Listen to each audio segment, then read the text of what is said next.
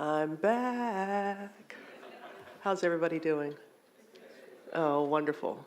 I cannot wait for you to meet this next family. I've had the privilege of spending some time with them.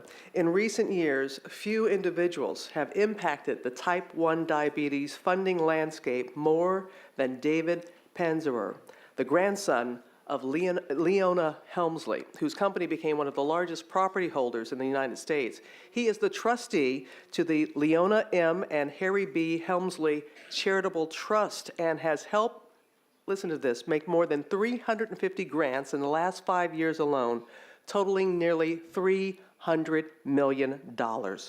Not only does this money go toward the development of cures, but David's efforts are helping to support communities all around the world where diabetes rates and care needs are rising.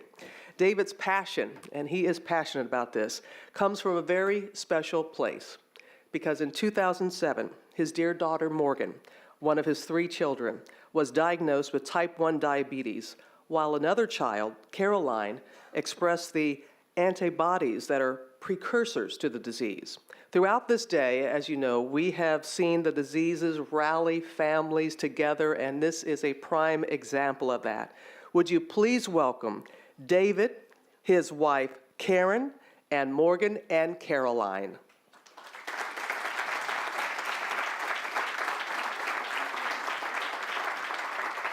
Here you go, Morgan.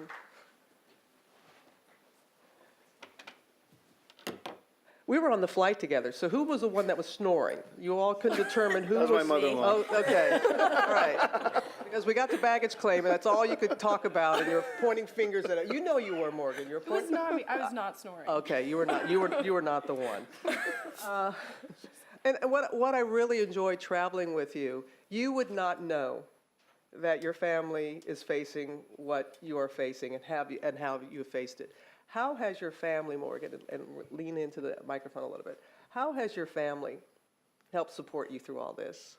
They're everything for me. My dad, he's always changing my insulin ratios and annoying me some of the time, but he really does help me, and Caroline and my brother Luke are always looking out for me, and my mom's just always there texting me, "You're low," and I'm like, I know.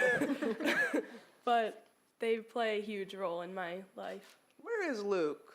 Luke? There you are. There you are, little man. It's good that you took your name off your forehead. You had your, that's good. Oh, it got a tie on and everything. All cleaned up. Well, that's what how has that helped you, knowing that when something like this happens, Morgan, as we've been talking with other families here earlier, it's not just you that is diagnosed, you are going through it, but it's your whole family that's impacted. How have you seen that? They've always just helped me, and whenever I have like a sight failure or anything like that, they're always supportive of me. If I get annoyed or mad or anything like that, they always help me. And do you? That's good, because it happens, right? Yeah. So how do you get through those times when everybody's got something, and even though you're very fortunate, things are going well, can you remember a time when you didn't have diabetes? No, not at all. I don't remember. I was only 6, so I don't remember much really, but it would be nice to not have it again. Exactly. And Karen and David, how is it for you as parents, having 6 years old when this is happening and having to have that conversation with her? First of all, David, how did that go about? Well, so when Morgan was diagnosed, Caroline was 3 and Luke was 3 months. So to say that we had our hands full would be a huge understatement. I can honestly say 9.5 years ago, I didn't even know what diabetes was. I had a lot of the preconceived notions that everybody else does. So for us, it was a complete learning experience on how to be a part-time pancreas. And for you, Karen? Well, as David alluded to, we had our hands full. It was, you can imagine a 6-year-old with a needle. You go in expecting to have a regular physical with your child, and they get just a routine vaccination and the screaming, and this we're doing 15 times a day. So it was really challenging in the beginning. But Morgan, after 6 weeks, just one day took the needle and said, "Give it to me, I'm doing it myself." And she did it.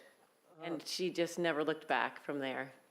It's remarkable, the resilience of children, and you all were very kind as a family. You came by Good Morning America and visited for a while, and you were talking about when you were at school, because of the little pack that you wear, that you were making light of it. People thought it was a little iPhone, what did they think it was? A phone, or I tell some people I'm a spy. What is that? I'm like, I'm a spy. Humor is good, though. You've got to have those moments to get through it. But what would you tell, Morgan, tell researchers and companies who are working on your type of diabetes? My first thing I would say is definitely try and hurry up. Right now, the technology has definitely made it a lot more manageable, so keep up the good work for sure.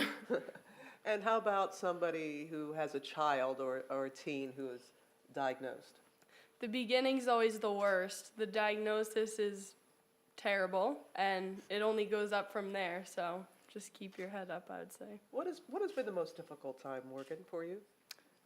That's hard. It affects everything I do, so my whole life is a struggle, but I try not to let it define who I am, because I don't think that you should be defined by a disease. Amen to that. Caroline, sweet Caroline, right? So are you a part of clinical trials? Yes. Tell us what that's like. So, like, basically, I'm not allowed to eat at all that morning, and I go in, like, to the city to the Naomi Berry Center at, like, 9 o'clock, and they basically, like, put a little, like, mini straw almost in my arm, and I just sit with it there, and they, like, draw blood every 30 minutes or something. 15, something like that. What about drinking your favorite stuff? Oh, yeah, I have to drink this, like, disgusting, like, liquid. It's really gross. It sounds like it's really gross. What have you learned watching your sister and how she's handled everything? I mean, she handles it, like, really well, and she makes it so much easier than it actually is. And, yeah, she's... She's a good big sis. By the way, this is the nicest they've ever been to. Yeah, hopefully somebody's recording this somewhere. Yeah, I remember the flight. I heard him on the flight. I know that's the case. For you, David and Karen, Morgan is going through it. Your sweet Caroline is going through the trial and has the precursor for this. How do you come to grips with that? One, going through it and knowing that another child may, David and Karen. Well, Go ahead. when Morgan was first diagnosed, I was a complete mess. David was the rock saying, you know what, if we went to any children's hospital, they would trade with us in a second, so pull yourself together. And it took a while, but I did. And now I feel like if any family is equipped to have 2 children with diabetes, it's us. David doesn't sleep, and so he checks her for the most part during the night every 3 hours or so. And when he's traveling, it's me. But we've learned so much about the disease, and we've gone through so many things that young children deal with as far as the emotions associated with it, that I feel like we would be okay. We could do it. Yeah, I could see that. I know you, David, you're probably going to talk more about this tomorrow, but not much is said about type 1 diabetes, more about type 2. Yep, so as I'm sure you guys heard on the earlier panels today, right, we have 2 diseases, one word. One's an autoimmune disease, and the other one is generally can be prevented with lifestyle adjustments and oral insulins. This is an autoimmune disease, so I always say that just a little bit answer your earlier question too. I think what Karen said about us being prepared. I mean, if you ask Caroline what her biggest fear is, she's always like, can I just go on a pump, or do I have to do the shots? And I'm like, don't worry, we'll figure it out. I mean, the good news is if Caroline's going to get the disease, it's not going to surprise us the way that Morgan's did. Is that how you look at it, Caroline? Do you ask those questions? Are you Yeah, nervous? I'm not a big fan of needles. I mean, No. I'm not that nervous, though, but obviously I'm still a little nervous because, like, my parents are so involved and know so much about the disease that it makes me feel better. What do you all like to do as a family, Morgan? Annoy each other a lot. I don't know. What do we like to do, really? Eat. Yeah. That's You're in a big good one. place. The beach. Oh yeah, we go to Nantucket every year, so we always go to the beach together and play some fun games on the beach. I think it's so important for people to realize that what you're dealing with is something that you have faced, and that you as you said, you're not going to let it define you, and you're just going to. What is it that you want to do in life? I want to be an advocate and let people know. I don't really think people understand the severity of the disease. I think they're like, oh, you take insulin and you're fine, and that's like completely not what it is. So I want to really educate the general population for the most part. Oh, we appreciate that. What is it, David, that people are not aware of and should be more so?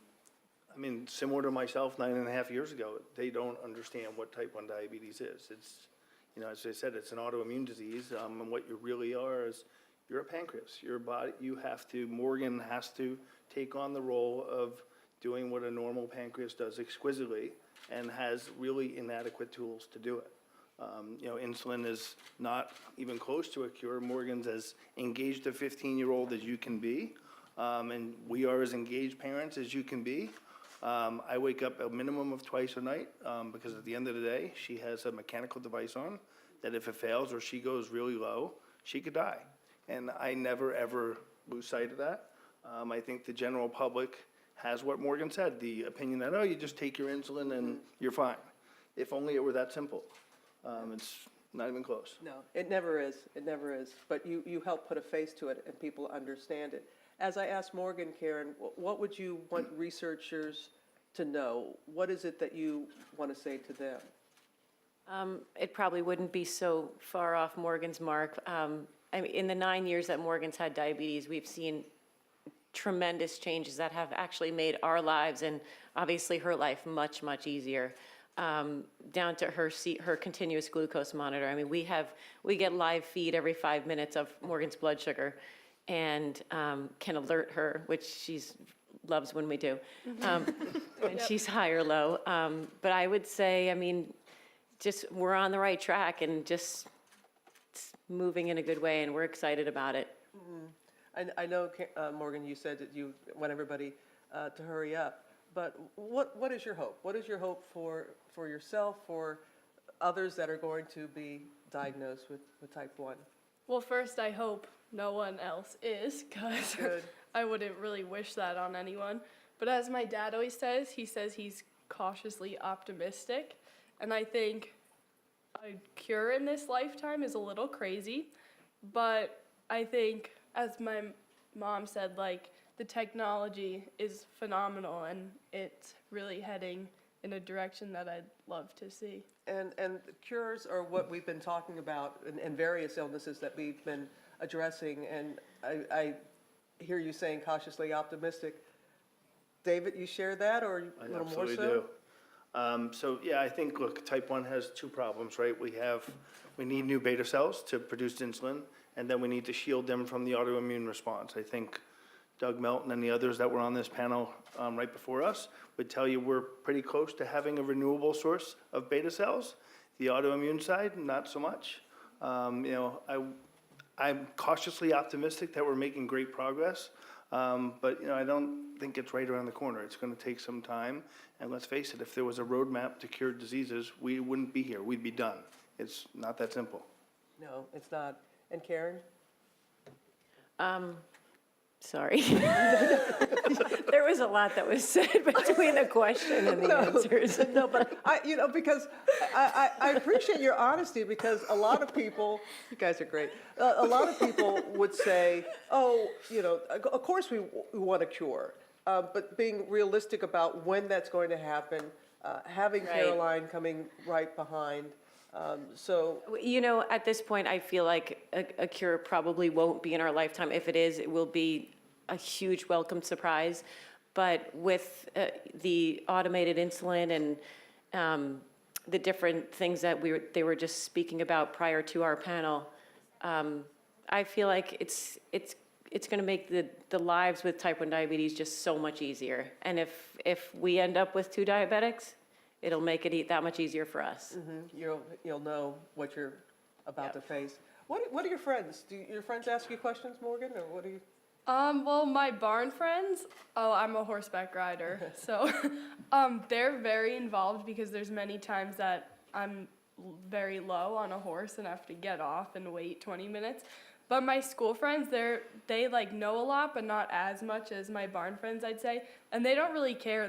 They're just always looking out for me, and they don't see it as a flaw at all. So that's really That's gotta nice. make you feel Yeah. good that they just treat you like any other friend. When you say, because you referred to it a couple times when it's low, what is that feeling like? Do you know before the signal comes? Usually I do. It's kind of hard to describe, but I get very shaky and I can't really walk in a straight line. And if I'm low enough, then I lose vision. So Oh, wow. Again, appreciate your honesty in talking about it. I mean, when you see your family, and I'm optimistic too, and it's very important to be upbeat, but what does it mean when you look out and you see these people and you know the conversations that are taking place today, tomorrow, through the weekend? What does that mean to you? I'm going to ask each one of you. Start with you, David. What does that mean to you? So I think that, we spend all the time searching for a cure, and I'm a huge believer in prevention, as in preventing the disease rather than, which would eventually amount to a cure, because you'd eradicate it the same way vaccines eradicate a lot of diseases. I'm familiar with a lot of the scientists that have been up here, so for me, it's great, to see so many folks engaged. It's great to actually come to Rome is amazing, no matter what you're doing here. But it's great to see the advances and see so many people so dedicated and working on the problem. And to be here at the Vatican, the Cardinal has been here since this morning. He has been right here, engaged, and that has to just warm your heart. Absolutely. And you, Karen? I'm overwhelmed, quite honestly.